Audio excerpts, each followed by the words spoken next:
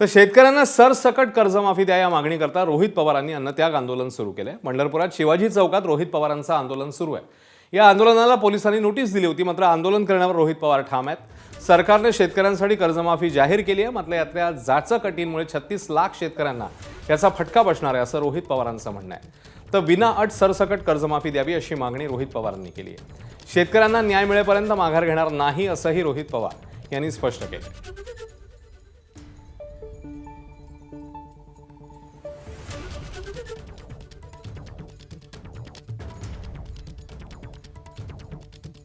दरम्यान सरकारमुळे अन्नत्याग करण्याची वेळ येणं म्हणजे दुर्दैव आहे अशी टीका केली आहे खासदार बजरंग सोनवणेंनी।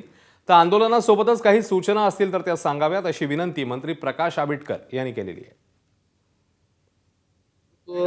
जे युवकांच्या मनावर राज्य करतंय, आमच्या पक्षाचं चांगल्या पद्धतीचं नेतृत्व करतात, यांना अन्नत्याग आंदोलन करायची वेळ ही सरकार आणते।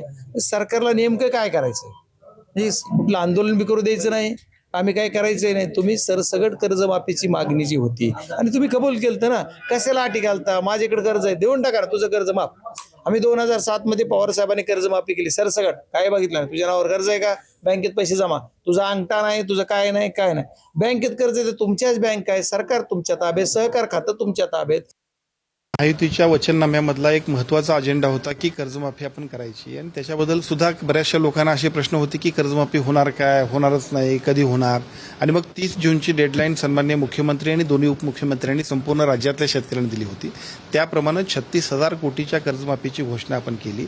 त्याप्रमाणे त्याच्या फंड्सची तरतूद केली गेली, कॅबिनेटला निर्णय झाला, आचारसंहितेचे एकूण सगळे काही निकष आहेत, त्यामुळे 25 जूनपर्यंत थांबू आपण, त्यानंतर त्याच्या प्रत्यक्ष अंमलबजावणीमध्ये सुद्धा येऊ। एबीपी माझा, उघडा डोळे बघा नीट।